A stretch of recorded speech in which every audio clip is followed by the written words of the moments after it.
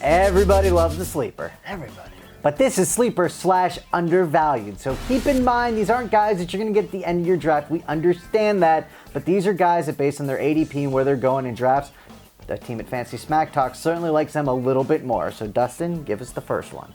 And don't forget about all of our stuff on the site, the draft guide. Click right here, get there, download it, and we will be updating it throughout the spring. Todd Frazier is my first guy. New home with the White Sox.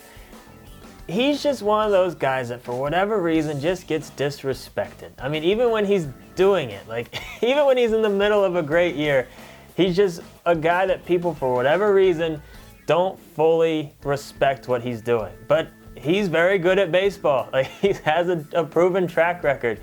You can't write this guy off. You got to respect him more than a lot of other rankings that we've seen and a lot of just where he's pre-ranked in a lot of leagues so far. Give this guy more respect. He's legit. All right, my first two guys I'm going to talk about are big bounce back candidates. The first one's Michael Brantley of the Indians. You know, you got to remember what Brantley did 2 years ago and what he's capable of. Brantley is certainly a 20-20 guy, if not a 25-25 guy, with a great batting average. And just because he had a little bit of a down year last year, people are totally forgetting about what his potential is. You know, so just keep in mind in Brantley, he's a great outfielder. You can certainly get a lot later than you should be able to in drafts. He does have that shoulder injury, though. It's going to keep him out about 2 to 4 weeks. But hey, just makes him cheaper on draft day. I got another third baseman for you, and that's Bronco with Philly. He's one of my favorite sleepers. I really do like this kid. He's not going to be super big price tag for him on draft day. You'll be able to get him for a decent value. And the guy just loves to hit some doubles. And you know I love that. And he's not going to hit the best average, but he did have 36 extra base hits and just over 300 at bats last year.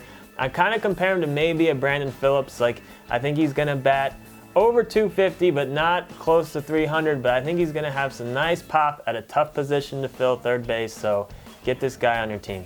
All right, and as I alluded to earlier, here's another bounce back guy, and that's Corey Dickerson. So Dickerson's now with Tampa Bay. And if you draft him at the end of the first round last year, you're probably not even come close to considering this because he did not do first round stats last year. But the fact of the matter is he had a down year, but what's more likely is him to continue a downward progression or somewhat, regress back to the mean. While I don't think he will give you first round stats, he's going, let's say, like the 5th, 6th round right now. I think it'll be closer to the 3rd round stats. So again, it's all about where you can get value with some of these guys. And Dickerson's a guy that can get you great average and have a ton of pop. So you can get him late and get a lot of home runs. If I can get an outfield with Brantley and Dickerson, I'm pretty happy. I think it's a decent start. That's not bad at all. Ben Paulson's the next guy I want to talk about, Colorado first baseman. Here's kind of the same deal, with Franco a little bit. Somewhat unproven, but he had one stat I like to look at is did you have an extra base hit for every 10 at-bats? So he had 34 extra base hits and 325 at-bats last year, so that gets him on my radar. I took a look at some of his minor league stats. They were pretty solid. He is up in his upper 20s, but sometimes it takes players that long to find their power stroke. So I think he could start hitting some more home runs.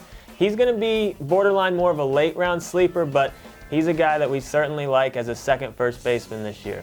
All right, I'm going to move on to a closer, and that's Rosenthal, oh my goodness, Trevor Rosenthal of the Cardinals. So here's the thing about him. When I look at closers, I like to first see, do they have the stuff? How's their ERA been? How's their K per 9 been? And Rosenthal has all of those peripherals that I do like, or he's done it before in the past. The next thing I really like to look at for closers is what Vegas thinks. And Vegas has the Cardinals winning 97 games, second most out of any team. So that means the save opportunities will probably be higher for him as well.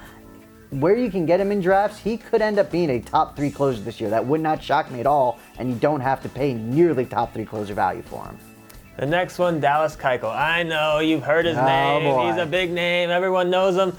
But they're not respecting him in the rankings. I've seen him outside the top 10 for starting pitchers in a lot of rankings. And it's like, what's not to like? This guy is a legit ace. You need to respect him as that.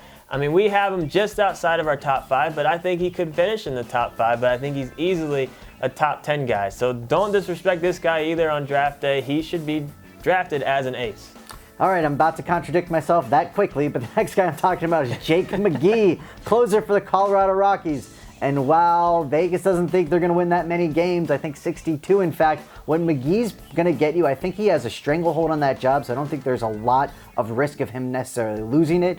assuming he does what I think he can do, which is get a lot of Ks, have a good ERA, a solid whip. So while you're not going to get a ton of saves with him, I think you're going to get the rest of the stats. And due to the fact Colorado isn't suspected to win that many games, he's one of the later closers being drafted.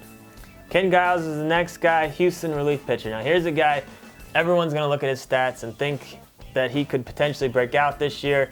Everyone's going to have him on their sleeper list, but he's still going to go at a decent price for what he could potentially return unless someone's really reaching on him. I mean, he has sub-2 ERA, over a K per inning, but he's one of those guys that has potential, from jumping from the middle of the pack for relief pitchers all the way up to the top for next year. So he's a guy, definitely keep an eye on him. All right, and my last sleeper is on Dustin's Twins coming over for the Korean League. And I don't know how to say his first name, so I'm just going to call him Mr. Park. And Mr. Park is playing first base. Going to respect him. Mr. Park. Going to be playing first base, and he's not going to have the Korean League stats, right? He's not going to have those gaudy home run numbers. He's not going to have all of those. But he clearly has some power. I think he's got a lot of upside, a lot of potential. And, while I'm not going to necessarily look at him as my starting first baseman, he's the perfect utility guy, even in a 10-team league, I think. Oh, and the bat flips. I got to talk about the bat flips. The guys, check out the bat. It's kind of videos. funny. His bat flips are amazing. I can't wait to watch him. I am excited. Now, this is /Undervalued. We know these aren't all sleepers. Keep that in mind. Get onto our website. Subscribe to our channel. Like the video. We want some likes. Little thumbs up. Lots of thumbs ups. Follow us on Twitter @FantasyAdvice. And Facebook. We do fun stuff on there. There you go.